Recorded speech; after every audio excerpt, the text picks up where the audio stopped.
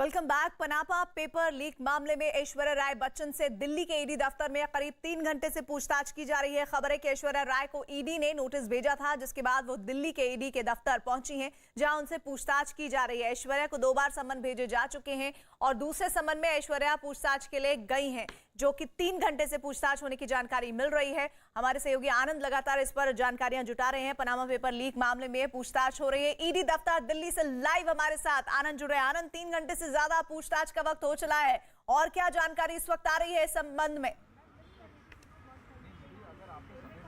हाँ जी, देखिए प्रीति, अभी भी लगातार जो जामनगर हाउस का जो ईडी का ऑफिस है वहाँ पर लगातार ऐश्वर्या राय बच्चन से जो ईडी के अधिकारी हैं वो लगातार पूछताछ कर रहे हैं। ज्वाइंट डायरेक्टर लेवल के अधिकारी जो हैं वो पूछताछ कर रहे हैं। और जैसा कि हम आपको पहले बता रहे थे कि उनसे जिस तरह से 2005 में कंपनी बनाई गई, जिसमें ऐश्वर्या राय बच्चन को डायरेक्टर बनाया गया था और उसके बाद उसमें वो शेयर होल्डर हो गई। उनके माता पिता और उनके भाई भी इस कंपनी में शेयर होल्डर थे। उनके पिता के निधन के बाद 2008 में कंपनी बंद कर दी गई थी और इसके शेयर केवल दुबई की एक कंपनी के पास थे। जो जानकारी ईडी से मिल रही है कि 4 कंपनियां जो थी, एक तरीके से शेल कंपनियां बनाई गई थी विदेश में और इसके जरिए जो है वो टैक्स की हेराफेरी की गई थी। उस पूरे मामले में ऐश्वर्या राय बच्चन आज ईडी की पूछताछ का सामना कर रही हैं। 37 फेमा का उन्हें सम्मन इशू हुआ था। इसके पहले 9 तारीख को भी 9/11/2021 को एक सम्मन जो है वो उनके प्रतीक्षा स्थित बंगले पर भेजा गया था और उस समय उनसे 15 दिन का उन्हें वक्त दिया गया था कि 15 दिन के अंदर वो ईडी की पूछताछ का सामना करें। लेकिन ईडी ने जानकारी दी थी कि उस दौरान ऐश्वर्या राय बच्चन ने मेल के जरिए कहा था कि अभी वो उपस्थित नहीं हो सकती हैं और आने वाले वक्त में वो ईडी की पूछताछ का सामना करेंगी। आज सुबह ही वो दिल्ली पहुंच गई थी और उसके बाद जामनगर हाउस में यहाँ पर उनसे ईडी के अधिकारी लगातार पूछताछ कर रहे हैं। उनसे कई डॉक्यूमेंट्स मांगे गए हैं। जिस तरह से कि 1 महीने पहले अभिषेक बच्चन जब ईडी दफ्तर पहुंचे थे इसी फेमा के मामले में, तो उन्होंने भी कुछ डॉक्यूमेंट जो हैं आयकर से जुड़े हुए वो ईडी को सौंपे थे। और उस पूरे मामले में अभी बच्चन परिवार के कई और सदस्यों से भी आगे आने वाले वक्त में ईडी पूछताछ कर सकती है। देखना होगा कि आज की पूछताछ कितने और घंटे चलती है और उसमें क्या कुछ निकल के सामने आता है। अपनी निगाह बना के रखिएगा आनंद।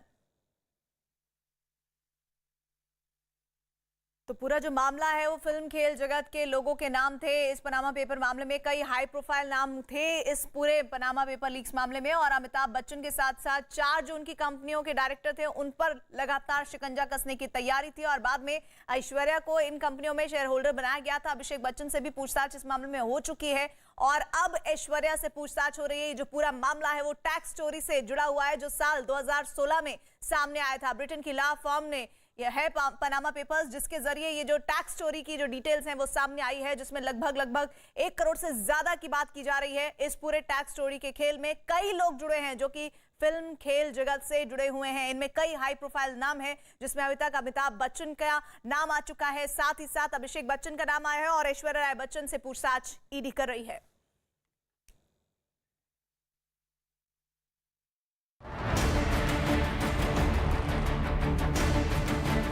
तो इसके पीछे बहुत बड़ी कोई साजिश है। जो दोषी है सजा जरूर देगा। पंजाब सरकार का बहुत बड़ा फेलियर है।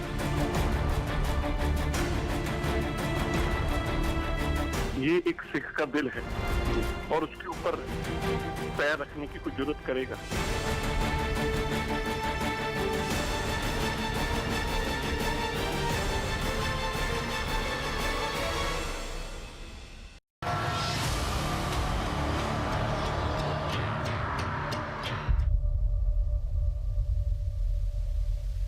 अठारह दिसंबर को अमृतसर के स्वर्ण मंदिर में हुए बेअदबी मामले पर एसजीपीसी यानी शिरोमणि गुरुद्वारा प्रबंधक कमेटी और सिख संगठनों की बैठक खत्म हो गई और इस बैठक के बाद एसजीपीसी ने एक प्रेस कॉन्फ्रेंस की है, जिसमें यह बताया गया है कि बेअदबी की घटनाएं सोची समझी साजिश का हिस्सा है ताकि पंजाब में माहौल को खराब किया जा सके। स्वर्ण मंदिर में हुई घटना की जांच के लिए एसजीपीसी ने 6 सदस्यों की एक जांच कमेटी बनाने की मांग की है। और यही नहीं, एसजीपीसी ने पंजाब सरकार से इस मामले की जांच के बाद कड़ी कार्रवाई की भी मांग की।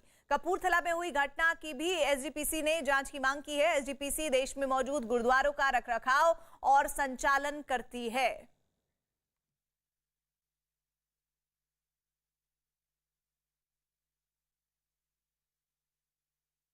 कि अक्सर श्रोमणी गुरुद्वारा प्रबंधक कमेटी ते ये भी दूषण लाए जाते आ कि ये अपने पहरेदारों की पूरी ड्यूटी नहीं करते। मैं थानू जे कहूँ तो क्योंकि सिट बन गई है तो मेरा ख्याल सिट आप हाले जिन्ना चਿਰ कोई फैसला नहीं दिंदी, उस तो बाद थानू मैं वो साक्षात ਸਾਰੀ ਰਿਕਾਰਡਿੰਗ ਵੀ ਦਿਖਾ ਲੂੰਗਾ। ਕਿੱਥੇ ਕਿੱਥੇ ਸ਼੍ਰੋਮਣੀ ਗੁਰਦੁਆਰਾ ਪ੍ਰਬੰਧਕ ਕਮੇਟੀ ਦੇ ਜਿਹੜੇ ਸਾਡੇ ਬਾਹਰ ਪਹਿਰੇਦਾਰ ਟਾਸਕ ਫੋਰਸ ਦੇ ਵਿੱਚ ਬੈਠੇ ਆ, ਉਹਨਾਂ ਨੇ ਯਤਨ ਕੀਤਾ। ਉਸ ਯਤਨ ਦੇ ਵਿੱਚ ਇਹ ਫਿਰ ਆਪ ਭੁਲੱਕੜ ਦੇ ਕੇ ਬਾਅਦ ਦੇ ਵਿੱਚ ਐਂਟਰ ਹੋ ਗਿਆ ਉੱਥੇ।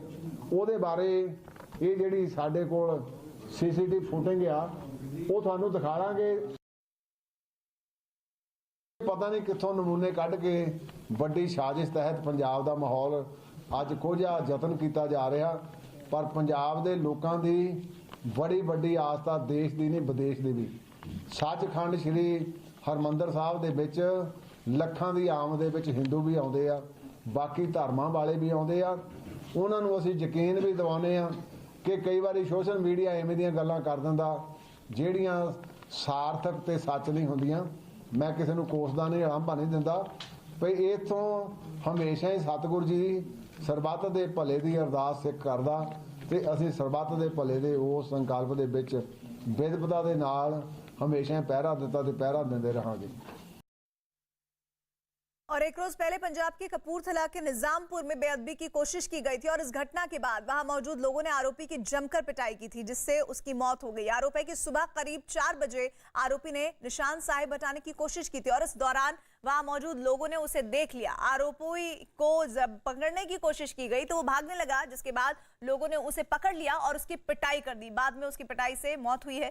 आरोपी की पिटाई का एक वीडियो भी सामने आया है जिसमें कुछ लोग उसे डंडों से पीटते दिखाई दिए। और इस बीच गुरुद्वारा प्रबंधक की तरफ से ये दावा किया गया है कि पिटाई के बाद आरोपी ने बताया कि उसे दिल्ली से भेजा गया था। इस वक्त हम मौजूद हैं कपूरथला के गुरुद्वारा साहिब निज़ामपुर, जहां कल हंगामा हुआ, बेअदबी की घटना सामने आने की बात हुई और जो उसका मुलजिम था उसे पकड़ा गया और इसी दौरान भड़की भीड़ ने उसकी हत्या तक कर दी। आपको गुरुद्वारा साहिब की तस्वीरें दिखाते हैं कि यही वो गुरुद्वारा साहिब है जहां यह पूरा घटनाक्रम हुआ। और आपने जिस तरह से पहले तस्वीरें देखी, किस तरह से भारी संख्या में लोग यहाँ पर पहुँचे, पुलिस बल यहाँ पर पहुँचा और जिस तरह से जो कुछ हुआ। और इसी घटनाक्रम के बाद जो गुरुद्वारा साहिब के ग्रंथी हैं उन पर हत्या का मामला दर्ज करने की बात की गई, उनके साथ कुछ लोगों को उसमें नामजद करने की बात की गई और 2 मामले दर्ज करने की बात हुई। एक बेअदबी और चोरी का जो आरोपी था उस पर और दूसरा हत्या का। लेकिन बाद में कुछ ही मिनटों में वो हत्या का मुकदमा कहीं नज़र नहीं आया और पुलिस पलट गई कि हमने तो हत्या का मामला दर्ज किया ही नहीं। हालांकि पुलिस ने दावा किया कि मामला गुरुद्वारे में बेअदबी या किसी तरह की छेड़छाड़ का नहीं है, बल्कि मामला चोरी का है। चोरी के आरोप में युवक की पिटाई की गई जिसमें उसकी मौत हुई है। पुलिस का कहना है कि इस पूरे मामले की जांच हो रही है। कोई छेड़खानी नहीं हुई, कोई बेअदबी नहीं हुई किसी बुक दे नाल। हाँ, इन्हें तेल जिहड़ा सी उन्हां दा डोलिया होया सी, उन्हां दीयां जैकटां पाईयां होईयां सी। इन्हें जिद्दां इन्हां ने फड़िया उत्थों चोरी वाला ही सीन लग रहा सी। और पंजाब के कपूरथला में हुई बेअदबी के तार अब पाकिस्तान से जुड़ रहे हैं। CNN न्यूज़ 18 को खुफिया सूत्रों से ये जानकारी मिली है और इसके मुताबिक कपूरथला गुरुद्वारे का ग्रंथी बाबा अमरजीत सिंह पाकिस्तान की खुफिया एजेंसी ISI के संपर्क में था। आरोप है कि बेअदबी की घटना की जानकारी ISI एजेंटों के साथ साझा करने के लिए उसने फेसबुक लाइव भी किया था। अमरजीत पर यह भी आरोप है कि वो 4-5 सालों से लगातार तीर्थ यात्रियों को पाकिस्तान के सिख तीर्थ स्थलों पर ले जा रहा था और ये नहीं, ग्रंथी के जत्थों को दिल्ली में पाकिस्तानी उच्चायोग की तरफ से तरजीह दी जा रही थी और आसानी से उन्हें वीजा दिया जा रहा था। बताया गया है कि इस घटना के पीछे साजिश ये थी कि इस घटना की मदद से सिख समुदाय के बीच में दरार पैदा की जा सके और फिर पूरे पंजाब का माहौल खराब किया जा सके।